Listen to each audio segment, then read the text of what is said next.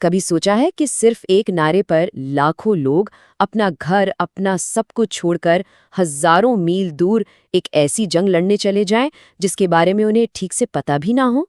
جی ہاں، یہی کہانی ہے صلیبی جنگوں کی۔ یہ کوئی عام تاریخی واقعہ نہیں تھا جو صرف تلواروں اور قلعوں تک محدود ہو۔ نہیں، یہ عقیدے، لالچ اور تہذیبوں کے ٹکراؤ کی ایک ایسی داستان ہے جس کی گونج آج تک سنائی دیتی ہے۔ تو سوال یہ اٹھتا ہے کہ آخر ایسا کیا ہوا تھا؟ وہ کون سی طاقت تھی جس نے پورے یورپ کو اس مقدس جنگ کے لیے کھڑا کر دیا؟ اس کی جڑیں کسی ایک واقعے میں نہیں ہیں، بلکہ اس زمانے کی سیاست، مذہب اور معاشرے میں بہت گہرائی تک پھیلی ہوئی ہیں۔ اچھا، اس سوال کا جواب جاننے کے لیے چلیں ذرا وقت میں پیچھے چلتے ہیں۔ 11ویں صدی میں یہ ایک بہت ہی غیر مستحکم دور تھا، جہاں دو بڑی سلطنتیں ایک دوسرے کے آمنے سامنے تھیں، اور یوں سمجھیں کہ تصادم کے لیے سٹیج بالکل تیار ہو رہا تھا۔ یہیں سے اصل کہانی شروع ہوتی ہے۔ ایک طرف تھی قدیم بازنطینی عیسائی سلطنت جو اب کمزور پڑ رہی تھی، اور دوسری طرف تھے سلجوقی ترک، ایک نئی ابھرتی ہوئی مسلم طاقت جو تیزی سے علاقے فتح کر رہے تھے۔ جب سلجوقیوں نے یروشلم پر قبضہ کیا اور بازنطینی سلطنت کے دروازے پر دستک دی تو شہنشاہ نے گھبرا کر مغرب کی طرف دیکھا اور مدد مانگی۔ بس یہی وہ چنگاری تھی جس کی ضرورت تھی۔ اور یورپ میں کوئی تھا جو اس اپیل کا بے صبری سے انتظار کر رہا تھا، پوپ۔ دیکھیں، اس وقت پوپ صرف ایک مذہبی رہنما نہیں تھا، بلکہ ایک بہت بڑی سیاسی طاقت کا مرکز بھی تھا۔ اس کے ایک اشارے پر بڑے بڑے بادشاہ اور نواب حرکت میں آ سکتے تھے۔ تو بائزنطینی سلطنت کی یہ اپیل پوپ کے لیے بکھری ہوئی عیسائی دنیا کو اکٹھا کرنے اور اپنی طاقت کو اور بھی بڑھانے کا ایک سنہری موقع تھی۔ اور پھر وہ لمحہ آیا جس نے سب کچھ بدل دیا۔ یہ سب ایک تقریر سے شروع ہوا، ایک ایسی تقریر جس نے لفظوں کو ہتھیار بنا کر پورے براعظم میں جیسے آگ لگا دی۔ یہ تاریخی لمحہ آیا 1091 میں فرانس کے شہر کیرمونٹ میں۔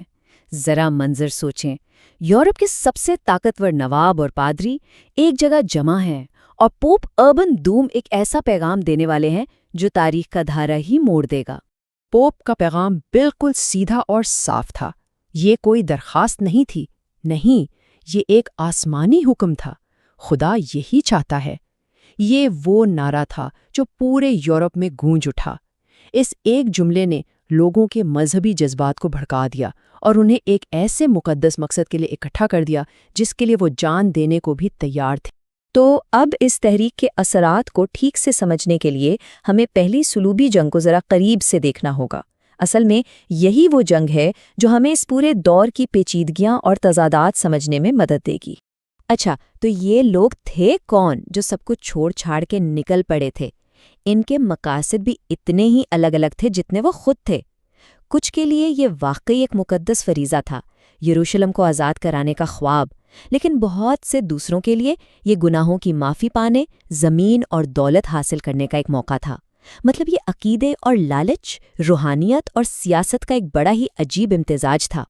اور ان کا سفر، وہ تو کسی ڈراؤنے خواب جیسا تھا۔ ذرا سوچیں، کوئی ایک منظم فوج نہیں، بس نوابوں اور کسانوں کا ایک ہجوم جو یورپ کے الگ الگ کونوں سے اکٹھا ہوا۔ انہوں نے 3000 میل کا سفر پیدل کیا، بیماری، بھوک اور مسلسل حملوں کا سامنا کرتے ہوئے۔ راستے میں انہوں نے نائسیا اور انطاکیہ جیسے بڑے شہروں کا محاصرہ کیا اور انہیں فتح بھی کیا۔ یہ سچ میں انسانی برداشت کا ایک ناقابل یقین امتحان تھا۔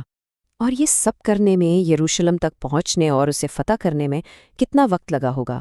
1 مہینہ؟ 2 مہینے؟ نہیں، پورے 3 سال لگے۔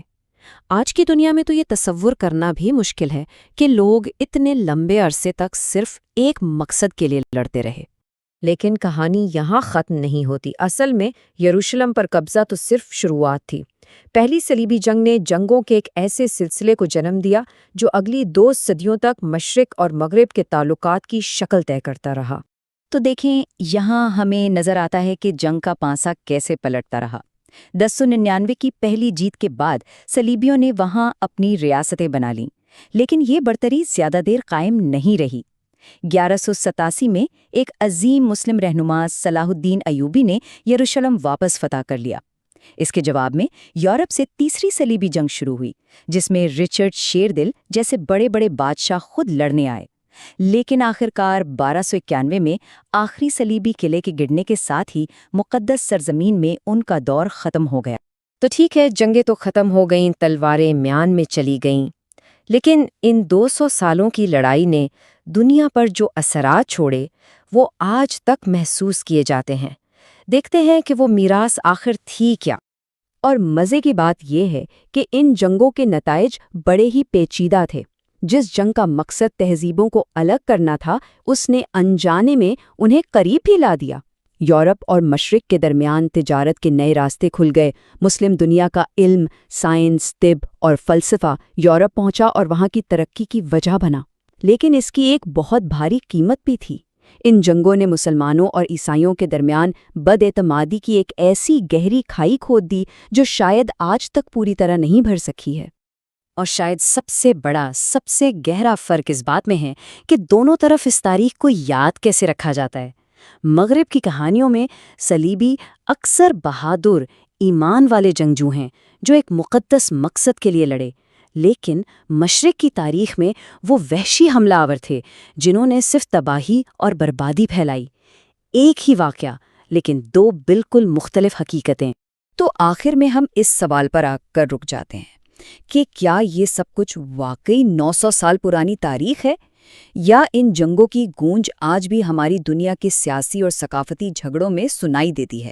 یہ وہ میراث ہے جس کے ساتھ ہم آج بھی جی رہے ہیں، اور یہ ہمیں یاد دلاتی ہے کہ ماضی کبھی بھی واقعی ماضی نہیں ہوتا۔